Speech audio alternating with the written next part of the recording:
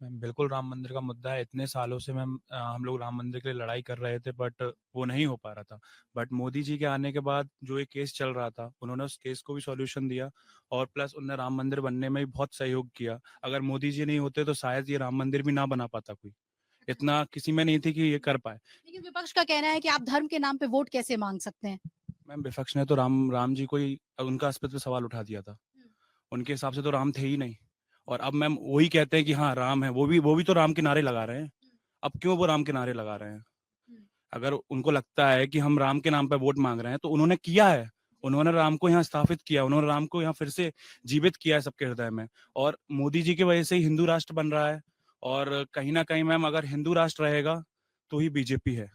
BJP की वजह से हिंदू राष्ट्र है मैम, और अगर बीजेपी हट जाएगी तो हिंदू राष्ट्र भी शायद नहीं यानी कि बचेगा कहीं। हिंदुत्व एक बड़ा मुद्दा है और बीजेपी अगर उसको लेकर आम लोगों के बीच जाती है तो उसमें कुछ गलत नहीं है। आपको लगता है राम मंदिर का मुद्दा जो बीजेपी उठा रही है वो सही है और वोटर्स के भी दिमाग में ये मुद्दा है? वोटर्स के दिमाग में बिल्कुल है मैम, क्योंकि इतने सालों से ये मुद्दा उठाया नहीं था ऑपोजिशन ने। और वो भी ऐसे वोट बैंक, अगर वो बोल रहे हैं कि वोट बैंक की राजनीति है, तो वो लोग भी कर सकते थे, लेकिन उन्होंने कभी किया नहीं। अच्छा, लेकिन अयोध्या नहीं गए थे कांग्रेस के नेतागण, तो ये इस फैसले को आप कैसे देखते हैं? उन्होंने हाँ। ये फैसला तो मैम बहुत ही मतलब ऐसे एजेंडा सीटिकल कहेंगे, क्योंकि थोड़ा गलत फैसला था। क्योंकि भगवान के नाम पे जब आते हैं तो आपको पार्टीज को छोड़ देना चाहिए। आप मतलब राजनीति से हाँ, ऊपर उठना है। राजनीति से ऊपर उठना चाहिए। आपको धर्म को देखना चाहिए कि आपका धर्म क्या है, आप किस जगह से आए हैं।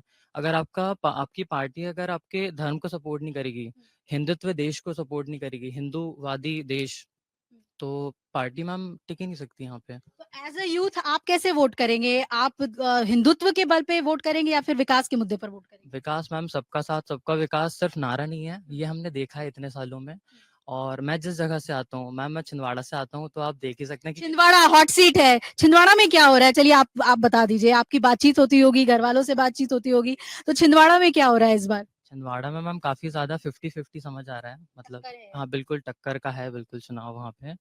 और मैम मतदाता चाहते हैं कि इस बार थोड़ा अलग हो, कुछ अलग हो, चेंज आए और पहले से वेरिएशन दिखे। मतलब कि रूलिंग में हमेशा कांग्रेस रही है छिंदवाड़ा में काफ़ी सालों से, तो इस बार चाहते हैं लोग कि बीजेपी आए। विकास हुआ है छिंदवाड़ा में? विकास हुआ है मैम, बिल्कुल आप इस बात को मना नहीं कर सकते। और आप अगर किसी से भी पूछेंगे तो कोई भी मना नहीं करेगा कि छिंदवाड़ा में विकास नहीं हुआ है।